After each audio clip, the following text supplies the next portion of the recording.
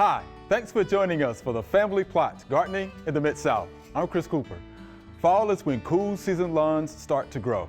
Today we'll talk about what to do to keep them healthy. Also, just because you live in the middle of the city doesn't mean you won't have wildlife in your yard. That's just ahead on the Family Plot, Gardening in the Mid-South.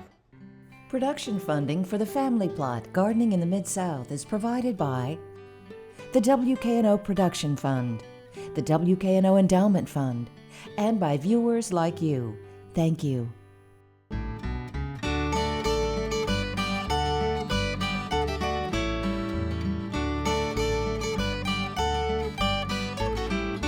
Welcome to the Family Plot. I'm Chris Cooper. Joining me today is Joseph Seago. Joseph is the commercial horticulture agent in Shelby County. Good to have you here, Joseph.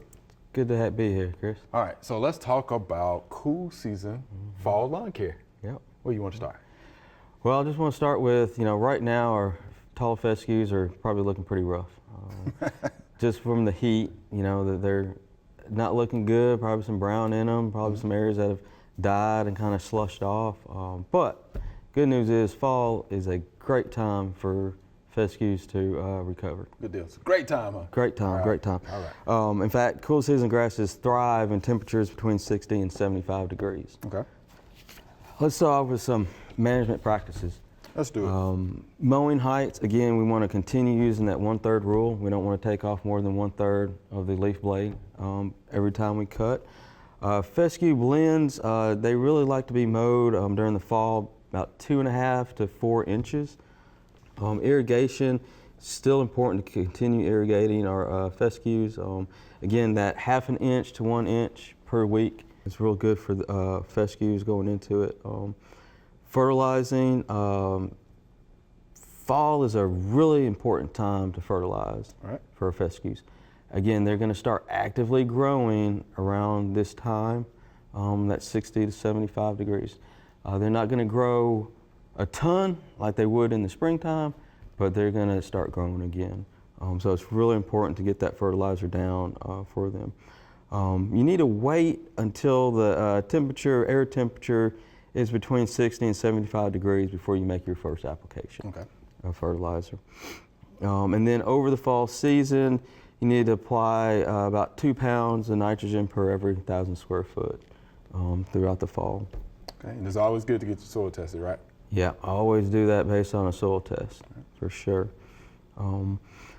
Fall is also the time where you want to aerate your fescue lawns, and we're doing that for 2 reasons. One, you want to relieve compaction, all right, because soil does get compacted, so you relieve compaction, and that opens up the canopy as well when you take those cords out. Okay. And that helps us when we're seeding. Like I said, during the summertime, the fescue will kind of die off, kind of leave some opening areas, and we'll need to fill those back in. Because fescue is a bunch grass. It doesn't spread out by rhizomes or stolons, so they don't really spread out. So we have to fill those areas back in. And we do that with what we call interseeding. And interseeding is when we put the seed back into the same type of grass. So fescue seed into fescue lawn. Gotcha. So we want to start doing that in the fall, kind of depending on where you're at, kind of depends on when you want to start doing that.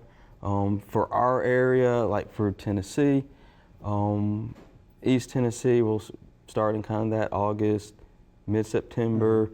Then we kind of move over to Central region. It's more of the September time frame. But for us here in West Tennessee, it's kind of late September to mid-October. So it just kind of depends on the temperature, so about 70 degrees. And you kind of want to start with a 3 to 4 pounds of seed per 1,000 square foot. It's a pretty good ratio. Now, that's for interseeding, but if you want to start a new lawn, new establishment of fescue, it's a little bit different. Again, you want, like I said before, the interseeding is 3 to 4 pounds. You want to use 5 to 8 pounds of seed per 1,000 square foot for a new establishment. You want to select a blend. Most people think of fescue as a tall fescue, but we really recommend doing a blend of tall fescue and fine fescue. Tall fescue is really good, has a little bit more heat tolerance, a little bit tougher, but some of the fine fescues are a little bit more shade tolerant, like a Kentucky bluegrass or a chewing fescue. They can tolerate a little bit more shade. So if you have an area where you got some shade, you kind of want to blend that together and let that you get best of both worlds. So how much shade are we talking about? Filtered. Okay. Yeah. I mean, if you're in heavy shade, even the fescue is going to struggle to grow well. That's just issues that we have with all turf grass in shade. So there's a couple of different places that you can go to get seed. Again, we recommend good quality seed. So you kind of want to look at your garden centers. You want to look at supply companies, landscape supply companies. They'll generally have a good quality seed, or they can get access to it. And again, a lot of people go online looking for seed, and you kind of want to get that blend that will work, for what you need for in your yard. If you got a little shade, get something that's a little bit more shade to mix in with your tall fescue. There's a couple of different programs out there that you can use to kind of figure out what kind of seeds you want. And they evaluate turfgrass fescue seed for performance under reduced inputs and environmental stresses. So they put these seeds to the test, and they only, recommend the good quality seeds. So the Turfgrass Water Conservation Alliance is one, and the Alliance for Low Input Sustainability Turf A-List is another resource that they can use. Yeah, we'll make sure to get that on the website. Great. Good. And then again, after you've kind of seeded, you want to kind of put down a little mulch, straw. That helps keep the seed in place, keep it a little moist, and keep, birds and other, things that feed on seeds from getting them in. But you kind of want 80 to 100 pounds of clean straw per 1,000 square foot. You definitely want to make sure it's clean. Yeah. Right, because some of that can be weedy. So can be weedy, and you definitely don't want that in there. So good clean straw, and just a light. It doesn't need to be heavy. Right. Irrigation, you want to irrigate lightly and frequently. You want to keep it moist, but not wet, not saturated, just a good moist. And you want to do that until the seeds are established. And then after they're established, you want to shift over to a deeper and infrequent watering. Okay. And again, adjust that based on rainfall that we get. And you can start mowing it once the seeds have reached, your desired mowing height. Between that 3 to 4 inches. And you just kind of want to maintain that throughout the growing season. You don't want to scalp it. Again, what you're doing is you're getting everything ready to have a good spring. So fall, winter, prep it for a good spring. Get that root system going. Got it. You also want to keep an eye out for what we call brown patch. We see it more in the springtime, but it can come up during the fall and kind of winter time. Brown patch is a fungal of Rhizoconia salonia, and it just affects our cool season turfgrass. A good fungicide like alkystrobin works really great. Scott's disease EX, Heritage G, or Strobe 2L are really great products that homeowners can get their hands on. Okay. You want to use, anytime you're treating for fungicide, you want to use fungicides for preventative.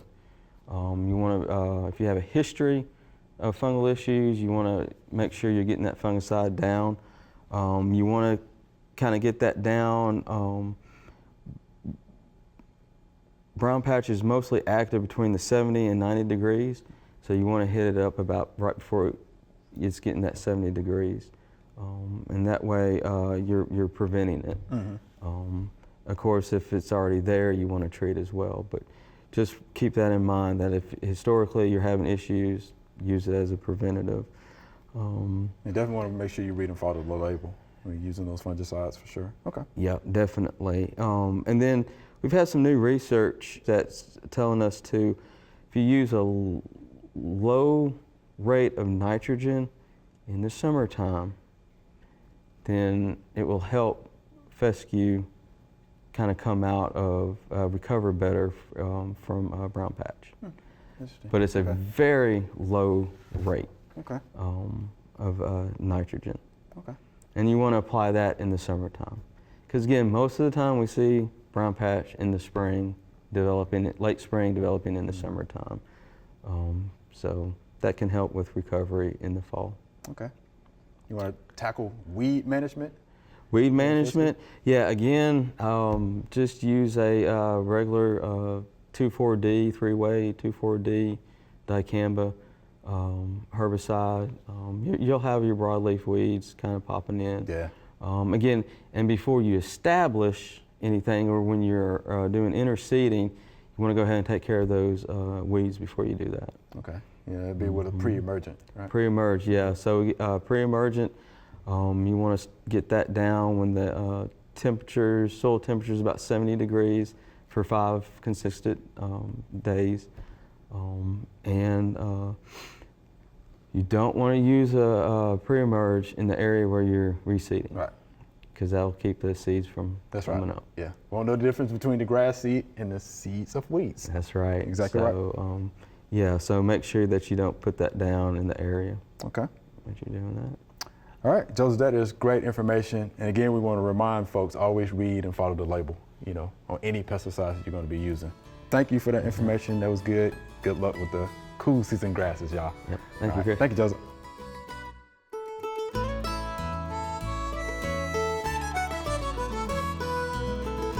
This is a wonderful example of differing environmental conditions in a short place, just like you would have on your beds. This area here is under an overhang and it gets less sun, but this one here gets lots of light, so it's shorter. The other environmental condition we get to look at is that this end of the bed has an irrigation system. The irrigation head is on this side, so it's the water shooting this way and not necessarily getting water clear down to this side of the bed.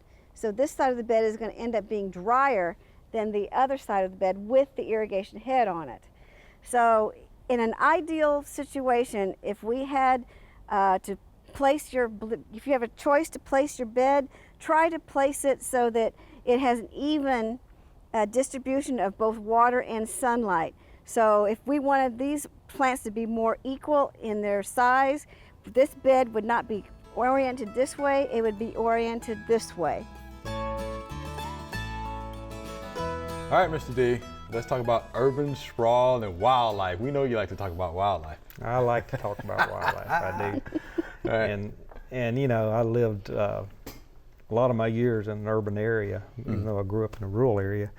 And I've decided that there's more wildlife in urban areas than there are in rural areas. How about really. that? All right. Because it's not at all unusual to see deer and coyotes and raccoons and possums and armadillos and all of those snakes, all those things in urban areas. And I've decided that especially the prey animals, the animals that predators are looking for, like deer and critters like that, like most wildlife, they feel safer around us humans, especially in areas where you're not allowed to shoot them. And so they tend to get close to us because they feel safer. And so it's just it can be a very expensive situation. I ran across some old numbers I came up with a few years ago about deer. Deer by far are the most costly urban wildlife animal for us. I mean, several years ago, some of the numbers that I ran across were like we had 1.5 million deer auto collisions per year. Now I know that's not all in urban areas, but that's where most of the cars are. So and at a cost of about $4 $4 billion a year. Now that's several years ago. 4 billion. How about that? And you know, in the 1980s, there were 10 million deer in the United States, and estimates today are 20 to 30 million. And you know, so, and I've personally been T-boned by a deer. Wow. And there's not a lot that you can do to prevent a deer from T-boning you, but if you are driving on the road at dusk, especially during the rut, during the fall, early winter, that's the mating season, that's when deer, kind of like people, they just kind of lose their minds. You know, they don't have any common sense. And you know, if you happen to see a deer's eyes in the headlights, it's better to have your lights on bright. A long blast on your horn rather than a toot toot, you know, might help, and may not. And if you see one set of eyes in the headlights, expect that there may be some more. Right. Most, you know, raccoons can really be a problem. Snakes, and most of them will have the same recommendations for exclusion. They'll talk about using hardware cloth to kind of keep them from getting down your chimneys. If you've got a chimneys, I've known of raccoons that have gotten in people's chimneys and raised a family. And along with a family of young raccoons, they brought fleas to the house. Oh man, okay. And you know, that can really be a problem. So excluding them if you can. Be very careful. If you have one in your chimney and you put your exclusion, your hardware cloth on there where it can't get out, that can be a problem, as you can well imagine. Yes. Same thing under your house or things like that. I've had experience walking up to a house and the door, the trap door under the house is open, and so, I need to close that. So I close it, and a few weeks later, there's an odor emanating from the house, and you got a possum under there that got into the heating HVAC system, and so and got electrocuted, and you know. So if you have critters in your attic or in your chimney or under your house, figure out a way to get some lights under there and some loud music, country music I prefer, loud country music.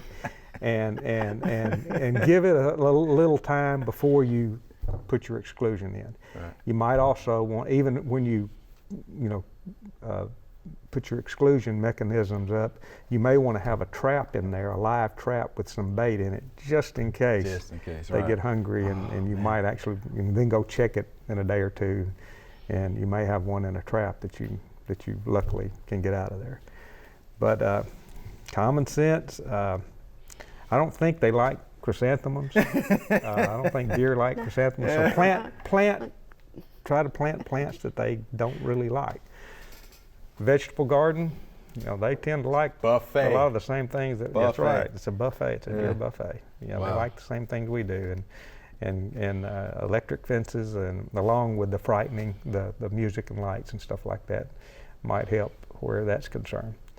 But you know, they were here first. Yeah. We're the ones that are, you know, we've come into their area, pushing them out, and really they were here first, and so you need to kind of keep that in mind before you bring your 12-year-old with 20 gauge out, I guess. Let's talk quickly about control measures for deer and raccoons. I know you covered a little bit about the deer. Yeah. You know, if you can't do the 12-year-old with a 20 gauge, you know, in an urban area, there aren't many that you can do that. Let's do exclusion.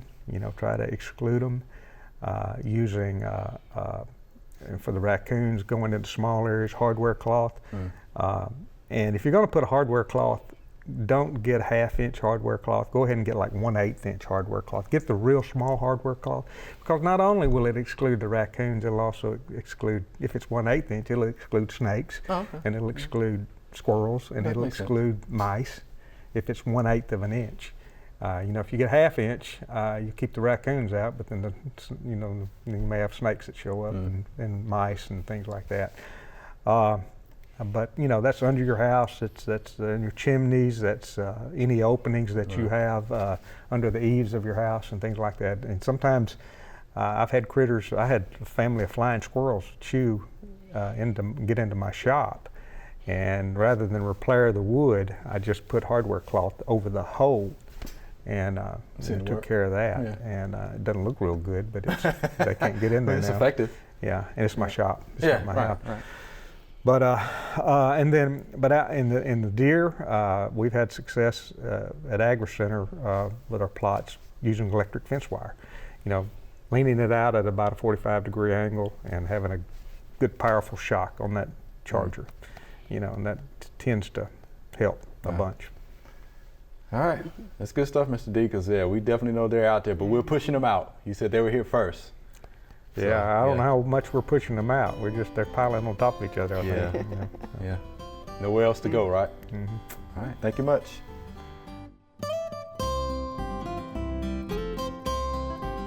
We have some ground cover here, the Ogon Sweet Flag, and we've got a spot missing. This one has gotten rather large, so we're going to divide it and move it over. So I'm going to get towards the center of this.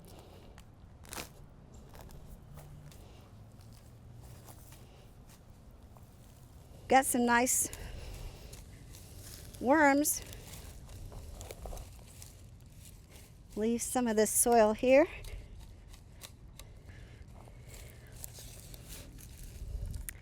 And we'll move it over here.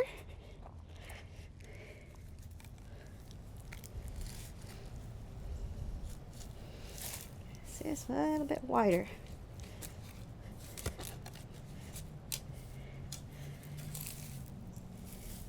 And plant it here.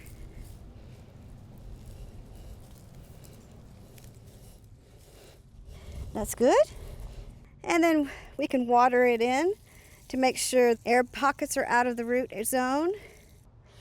Now it can reside here and improve the looks of the landscape, and all we have to do is fill in the hole where we dug it up. All right, here's our Q&A segment. Y'all ready? Yep. These are great questions. Here's our first viewer email. What is this brown caterpillar eating my tomatoes? Can I control it organically? And this is Betty from Jonesboro, Arkansas. We got some of Miss Betty. We thank you for the picture, first of all.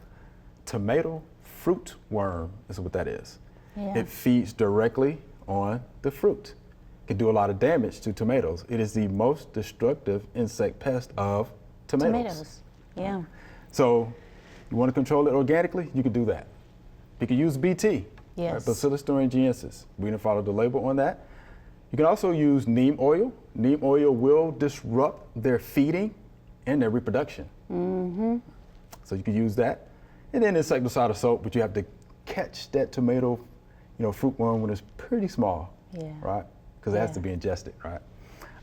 Those are some organic means to controlling the tomato fruit worm. Do you have anything you want to add to that, Lisa? Just scouting for those early on. Catch them when they're young. Catch them when they're young, right? Catch them when they're young. Encourage predators, right?